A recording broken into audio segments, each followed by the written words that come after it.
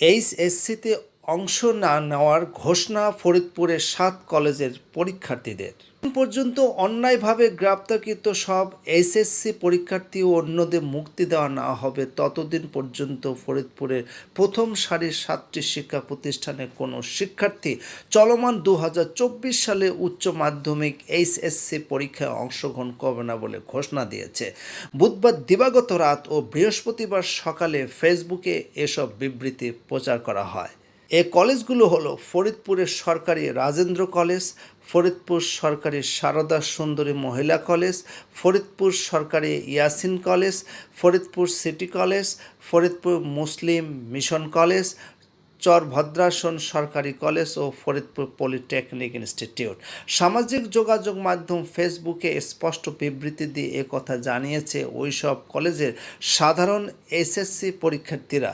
বুধবার দিবাগত রাতে ও বৃহস্পতিবার ওই 7টি কলেজের সাধারণ এসএসসি পরীক্ষার্থীরা ফেসবুকে এই বিবৃতি প্রচার করে। বিবৃতিতে বলা হয়, ফরিদপুরের 2024 ব্যাচের এইচএসসি পরীক্ষার্থীরা এই মর্মে বিবৃতি দিচ্ছে যে যতদিন পর্যন্ত অন্যায়ভাবে গ্রেপ্তারকৃত সব এসএসসি পরীক্ষার্থী ও অন্যদের মুক্তি দেওয়া না হবে ততদিন পর্যন্ত কোনো শিক্ষার্থী এইচএসসি পরীক্ষায় অংশগ্রহণ করবে না।